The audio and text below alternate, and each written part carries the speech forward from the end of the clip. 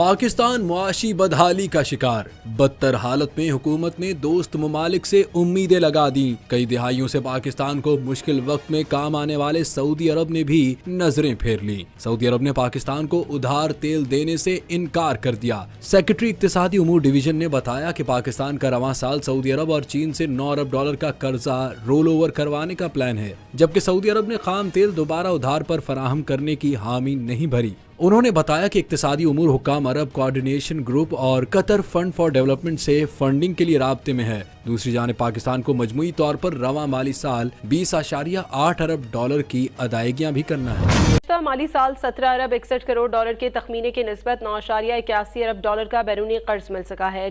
अल्लामा Iqbal international airport पर custom हुकाम की कार्रवाई। PIA की एयर होस्टेस गैर मुल्की करेंसी स्मगलिंग करते हुए गिरफ्तार कर ली गई। पहले तो मैं ये कहूँगा कि ब्लूमबर्ग ने एक अदम्पशन ली है और उन्होंने कहा इतने एवरेज के बेसिस पे अगर हुआ तो ये हो जाएगा। और IPPs के साथ हमारा इशू क्या है, पहले तो हमें ये समझने की जरूरत है। IPPs बिजली जनरेट करती हैं।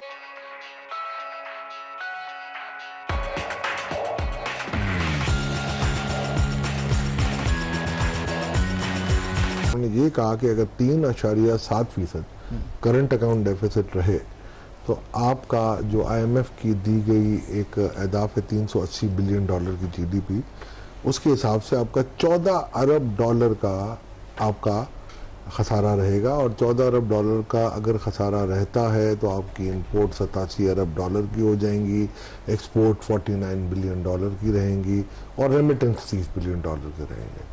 और अगर इनको मैं इन फिगर्स को मैं कैलकुलेट करूं और उनकी एक इक्वेशन है, उसके हिसाब से आपका डॉलर की जो वैल्यू होगी वो 350 रुपये हो जाएगी। ये इनकी एनालिसिस है।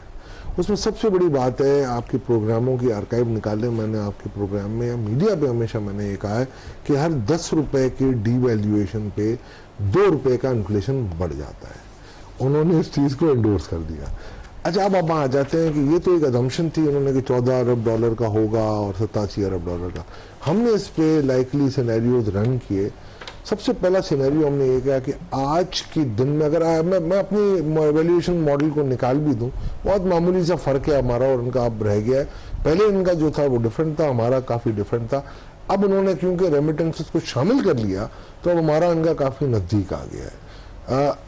हमारे एनालिसिस के हिसाब से अगर आज के दिन में, अगर आज के फिगर्स में एक्चुअल जो हो गए हैं जून पे, अगर मैं उस पर रन करता हूँ इनके एजम्पशंस को और इनकी इक्वेशन को या जो उनका वैल्यूएशन मॉडल है उसको, तो डॉलर की आज कीमत 243 रुपये। सो आप ये कह रहे हैं कि गवर्नमेंट ने या स्टेट बैंक ऑफ पाकिस्तान ने आर्टिफिशियली डॉलर को 278-280 रुपये पे रखा हुआ है। राणा साहब, मैं कह रहा था जब, तो शायद लोग कहते थे कि नहीं, जब गोल्डमैन सैक ने कहा लोग कहते थे नहीं, ऑप्टिमस कहता था तो कहते थे नहीं।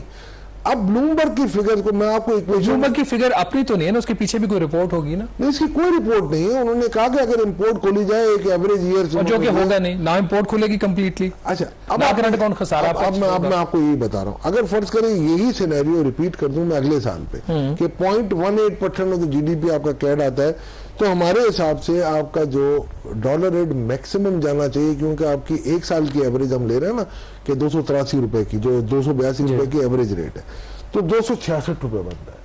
अगर 1% में कहूँ GDP का अगर करंट अकाउंट डेफिसिट होगा तो 283 बनता है। अगर 2% में कहता हूँ तो 309 बनता है। अगर 3% कहता हूँ तो 340 रुपये बनता है। और अगर 4% में कहता हूँ तो 376। तो ये तो जितना आप GDP आप कैड बढ़ाते रहेंगे। ये तो देखिए तौला साहब, तो बड़ी सिंपल सी बात है। ये तो वो सारी चीजें हर बंदे को पता है कि करंट अकाउंट खसारा ज्यादा। इक्वेशन तो ठीक है, पर प्रैक्टिकली अगर आप देखें नई बात क्या होगी? नहीं, नई बात तो नहीं है। देखिए प्रैक्टिकल यही बात है आपको कि आप इंपोर्ट खोलेंगे, करंट अकाउंट खसारा होगा, करंट अकाउंट खसारा होगा तो दबाव आएगा आपके ऊपर। आप मुझे एक बात बताएं राणा साहब, आपने पूरी इकोनॉमी की फाइन ट्यून किस पे की थी? 6 अरब डॉलर के करंट अकाउंट डेफिसिट पे जो IMF ने दिया था, ठीक है, वो नहीं हुआ। आप तो सारी मार पड़ गई ना आपको। तो अगर वो नहीं हुआ तो उनकी जो अजम्पशन थी कि 306 का डॉलर होगा, वो भी नहीं हुआ ना। डॉलर आपका 278 पे। नहीं, गलत है ना वो भी। देखिए, अगर मुझसे बात करते हैं कि आपने मुझ पे कदगन लगा दी थी कि आप सेल नहीं कर सकते, ठीक, आपको पता है असद उमर ने, बाजवा साहब ने और दागा साहब ने मांगा था तो मना कर दिया था उन्होंने। अब आप कैसे मुझे फोर्स कर रहे हैं कि मैं हायर रेट पे बाई करूं? तो इसमें देखिए, इसमें क्या IMF का कसूर है या स्टेट बैंक ऑफ पाकिस्तान का? ये आप एक्सप्लोर करें सब पाकिस्तान में। आपका क्या व्यू, देखिए आपका व्यू इस पे क्या है कि आप कह रहे हैं कि 243 रुपए का डॉलर है जी, कैलकुलेशन ठीक है। अगर आप कह रहे हैं कि 1% ऑफ GDP भी आपका करंट अकाउंट का खसारा हो जाए तो इस साल 266 पे चला जाएगा, मैक्सिमम 266 पे चला जाएगा। प्रैक्टिकली रेट इस वक्त 278 रुपए के ऊपर है। तो कसूरवार IMF तो ना हुआ ना, फिर कौन कसूर है? क्या स्टेट बैंक ऑफ पाकिस्तान कर रहा है? तो क्या स्टेट बैंक ऑफ पाकिस्तान इतना फुलिश है, उसको चीज नजर नहीं आ रही? राणा साहब, मॉप अप किया आपने $7 बिलियन, मानते हैं आप? $6 अरब से ज्यादा उठा लिया, 6 से ज्यादा उठाए। मेरी इतला आज की है 7 अरब, क्योंकि आपके पास जो इतला होगी ज्यादातर बैंकों की होती है, हमारे पास इतला आ जाती है मनी एक्सचेंज वालों की भी। ठीक है, वो कह रहे हैं कि पिछले साल $7 अरब मार्केट से उठाया, ये कह रहे हैं 7 अरब पिछले साल नहीं सर, शॉर्ट पीरियड में आपने उठाया।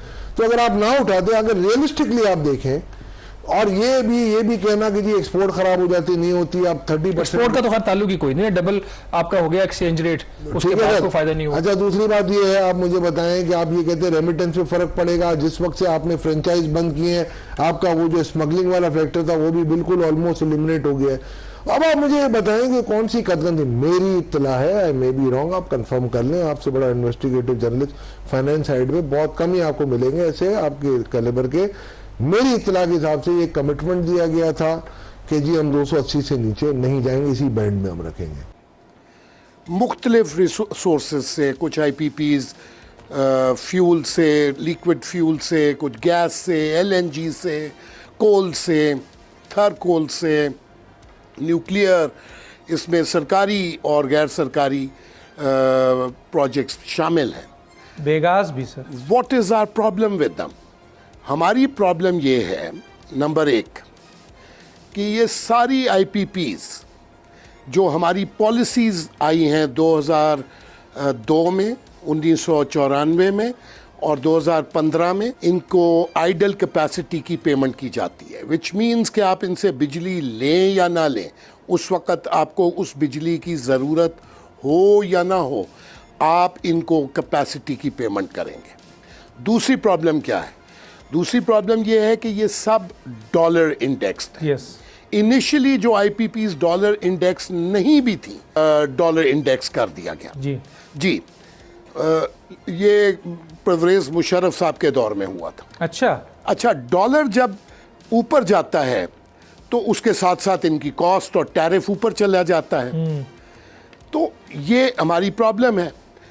और अब लेकिन इसके अंदर हमें ये याद, और ये कैपेसिटी होती क्या है? कैपेसिटी के 2 मेजर हिस्से हैं। एक हिस्सा है इसका जो हम रिटर्न ऑन इक्विटी देते हैं, यानी जो इन्वेस्टर ने इन्वेस्ट किया है उस पर 17%, 18%, 21%, 16% उसको हम रिटर्न देते हैं, ROE। और दूसरा हिस्सा है जो इन्वेस्टर ने डेट लिया है या कर्जा लिया है बैंकों से इस इक्विटी, इस प्रोजेक्ट को कंप्लीट करने का।